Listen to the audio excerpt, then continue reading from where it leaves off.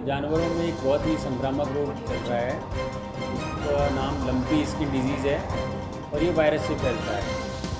और चूँकि ये संक्रामक है और एक दूसरे के संपर्क में आने से फैलता है और एक दूसरे का जूठा पानी या एक दूसरे के साथ में ये चारा चरते हैं, वहाँ पे इन जगहों पे सभी जगह पे ये फैलता है। गौवंश में तेजी से बढ़ रही है लंपी वायरस की बीमारी। अजमेर में कई पशु हुए ग्रसित। आदर्श नगर प्रथम श्रेणी पशु चिकित्सालय के डॉक्टर सुधाकर सैनी ने पशुधन को बचाने के लिए सावधानी व सतर्कता बरतने की अपील। दवाओं की कमी और पशु चिकित्सालयों में पशुधन सहायकों की कमी के चलते प्रदेश में लंपी वायरस से बड़ी तादाद में गाय व अन्य पशु ग्रसित होते जा रहे हैं, जिसके चलते पशुओं के उपचार के लिए सरकारी दावों की पोल खुलती नजर आ रही है। प्रथम श्रेणी पशु चिकित्सालय आदर्श नगर में भी अभी तक दवाओं की उपलब्धता नहीं है, जिसके चलते पशुपालक खासे परेशान हो रहे हैं। शनिवार को आसपास के पशुपालकों ने जब अपने पशुओं में लंपी वायरस के लक्षण देखे तो वह उन्हें लेकर पशु चिकित्सालय पहुंचे, लेकिन वहां पर गॉटपॉक्स वैक्सीन भी उपलब्ध नहीं है। ऐसे में कुछ रोग प्रतिरोधक क्षमता बढ़ाने वाली दवाई और दर्द निवारक दवाइयों के साथ विटामिन देकर गोपालकों को भेजा जा रहा है, लेकिन यह लंपी वायरस से पीड़ित गौवंश की रक्षा करने में नाकाफी है। प्रथम श्रेणी पशु चिकित्सालय के senior veterinary officer doctor Sudhakar Saini ने पशुपालकों से अपील की है कि जहां तक हो सुरक्षा और सावधानियां बरतें, क्योंकि अभी इस वायरस का कोई कारगर इलाज और वैक्सीन उपलब्ध नहीं है। जिन पशुओं में सिम्टम्स नजर आ रहे हैं उन्हें गॉट पॉक्स वैक्सीन लगाए जाने के निर्देश है, लेकिन उसकी उपलब्धता भी पर्याप्त नहीं है। अभी जानवरों में एक बहुत ही संक्रामक रोग चल रहा है जिसका नाम लंपी स्किन डिजीज़ है और ये वायरस से फैलता है। और चूँकि ये संक्रामक है और एक दूसरे के संपर्क में आने से फैलता है और एक दूसरे का जूठा पानी या एक दूसरे के साथ में ये चारा चरते हैं, वहाँ पे इन जगहों पे सभी जगह पे ये फैलता है। अच्छा सर, जैसे कि बीमार हो जाती है गाय तो उसको किस तरह से ट्रीटमेंट दिया जाता है, क्या है? देखिए, क्योंकि एक वायरल डिजीज़ है तो इसका एंटीवायरल कोई बहुत बेहतरीन यहाँ पे उपलब्ध नहीं है, तो इसलिए जो इसका सिम्प्टोमेटिक इलाज है वो करते हैं हम। इसके अंदर हाई टेम्परेचर हो जाता है उसका ट्रीटमेंट किया जाता है, पाँव में जो सूजन हो जाती है उसका ट्रीटमेंट किया जाता है, और जो गांठों जो पेनफुल जो नोड्यूल्स हो जाते हैं इसके अंदर पूरे शरीर पे पूरे पेनफुल नोड्यूल्स हो जाते हैं पूरे शरीर पे, उसके अंदर राहत दिलाने के लिए हम लोग इसका ट्रीटमेंट किया जाता है। इसका किस तरह से ट्रीटमेंट दिया जा रहा है?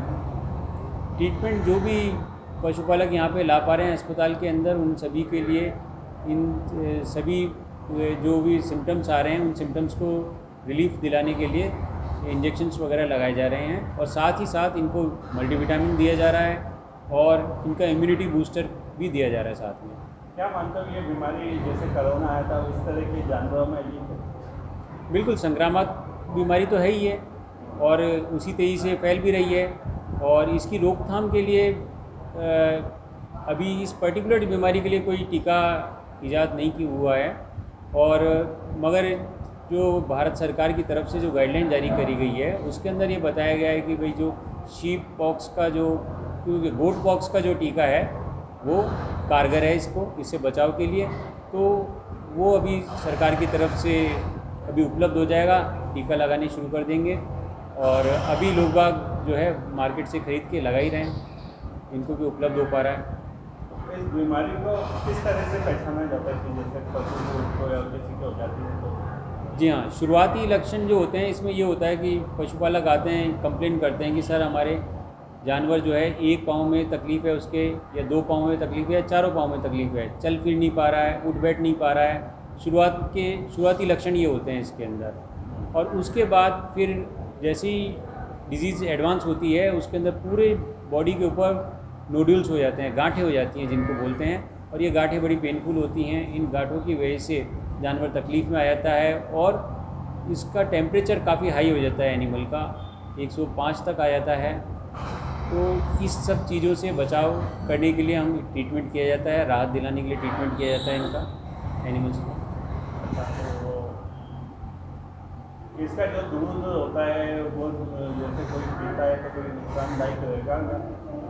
नहीं, दूध अपन इसका जो संक्रमित जो जानवर है उसका दूध अपन काम में ले सकते हैं, गर्म करके काम में ले सकते हैं, कोई उसमें दूध के साथ को काम में लेने के लिए कोई भी तकलीफ़ नहीं है उसके अंदर। और ये ज़रूर है कि जो यदि कोई बच्चा है गाय का, यदि वो गाय के पास जाता है, थन को चूकता है, तो एक चांस ये ज़रूर बनता है कि भाई बच्चे में भी वो बीमारी गाय के संपर्क में आने से हो जाए। दूध से कोई बहुत रेयर चांस है कि वो ये बीमारी ट्रांसफ़र होगा। ये कहाँ से आई, ये कुछ पता है बीमारी? इसका एग्जैक्टली ओरिजिन तो शायद ये पाकिस्तान में हुआ था, पाकिस्तान में आउटब्रेक हुआ था इसका, अपने इंडिया के नेबरिंग कंट्री में देखा जाए तो, और वहीं से जो अपने साथ लगे हुए ज़िले हैं या जो डिस्ट्रिक्ट हैं या स्टेट हैं, वहाँ पे ये बीमारी फैली है। शुरुआत में ये वहीं पे फैली है ये बीमारी। रोज़ के कितने केसेज जा रहे हैं यहाँ पे? हमारे आउटडोर के अंदर यहाँ पे रोज़ 55 से लेकर 100 तक केसेस आ रहे हैं, और ज़्यादा भी हो जाते हैं कई बार केसेस। वहीं पशु चिकित्सालय में अपने पशुधन को लेकर इलाज कराने पहुंचे पशुपालकों के चेहरों पर घोर निराशा दिखाई दी, क्योंकि इस लाइलाज बीमारी का ना तो कोई इलाज मिल रहा है और ना ही पशुओं को दर्द और पीड़ा से राहत। ऐसे में करें तो क्या करें? कोई पता नहीं है बीमारी को, मैं अनजान आदमी हूँ, अनपढ़ आदमी, कोई जानते नहीं। मैं दिखा रही हूँ, इलाज करा रही हूँ, सरकारी अस्पताल में जाते हैं तो कोई भी है ही नहीं है, दवाई नहीं है, बाहर से ले कोई पैसे है, कोई नहीं है, गरीब आदमी, कोई कड़े खंडारिया सा डॉक्टर साहब, कड़े खंडारी तो मैं कहाँ से लेकर आवा, किसी ने पैसा किसी ने नहीं है डॉक्टर साहब। और बीमारी तो बहुत ज्यादा फैल गई, कोई डॉक्टर का भी नहीं है, मतलब ताक डॉक्टर प्राइवेट के लिए जाता दवाई देता ठीक नहीं है, सरकारी में जाता तो कहते हैं दवाई नहीं है। किस तरह से आप मजदूर आदमी हो? गरीब आदमी है बिल्कुल। मैं तो रोज चुना बैठा जाते हैं, सुबह से बैठा 8, 7, 6 बजे से लाइन लगती है यहाँ पे। तो क्या करा, गाय देखनी नहीं आती है, देखी नहीं जाती, क्या करते हैं अभी? अब कमावा का या गाय का लगावा या बच्चों को खिलावा या मैं खाऊं, क्या करते हैं? मैं इसलिए परेशान हूँ। तो सरकार को ये कहना है कि गौ माता की सेवा करनी है तो कर देवे, नहीं तो अखबार में कड़ा जाए। मेरे पास भी कोई सेवा नहीं है गौ की। इलाज तो बाहर से ला रहे दवाई है, और ये पड़ेपन से हो रहे हैं। इनका इलाज जल्द से जल्द इलाज निकालो। बेचारी दवाई, गाय तो मरे नहीं, उधर हमारे पड़ोस में उधर मर गई 2-3 गाय।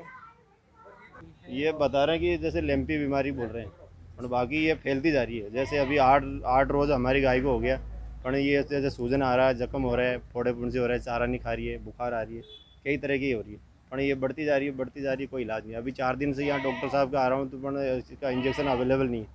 बोले ये तो बीमारी नहीं होती उसके पहले इंजेक्शन लगाओ, बाकी इसका कोई टीका नहीं। तो मेरी रिक्वेस्ट यही है कि भाई अगर टीका उपलब्ध होवे, और बाकी यहाँ मतलब बहुत सारे भी जानवर मतलब आ रहे हैं जा रहे हैं, क्योंकि इलाज है नहीं, मेडिकल से ला रहे दवाइयाँ, और सब परेशान हो रहे हैं। ये जानवरों की मौतें भी मौके कम से कम 4-5 गायों की तो हो चुकी है। अभी आज मेरी गाय भी नीचे गिर गई है, 8 दिन से खड़ी थी, परंतु उसको फिटिकड़ी जो भी बता रहे हैं देसी नुस्खा वो कर रहे हैं, परंतु उससे मुझे तो कोई नहीं लग रहा है कि थोड़ा बहुत फ़ायदा लग रहा है, बाकी कुछ नहीं। इस अस्पताल में टोटल कितने मामले रोज के आ रहे हैं? इसमें लगभग कम से कम कल 76 आए थे, और आज 76 से प्लस ही आएगा। तो आप बट किस तरह से सेवा कराते हो गाय की? सेवा तो क्या सर, जैसे अभी नहीं हो रहा तो मैं भी चाह रहा हूँ कि आगे बात ये पूछे मीडिया तक, जो भी आगे जो भी इसके दवाइयाँ, जो भी अफसर लोग हैं, जो भी इंजेक्शन उपलब्ध हो, इस बीमारी का तोड़ निकले।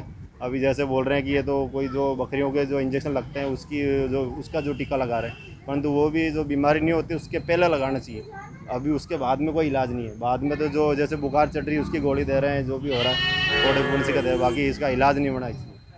मेरे को पास पशुपालकों का फ़ोन आया कि यहाँ हमारा इलाज नहीं कर पा रहे हैं डॉक्टर साहब।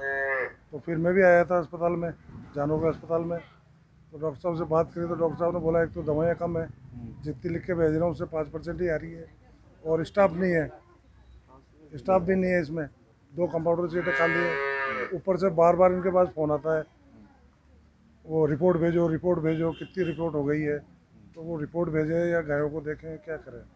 क्या मानते हो कि जैसे इंसानों की दवाइयाँ फ्री है तो इनकी भी होनी चाहिए?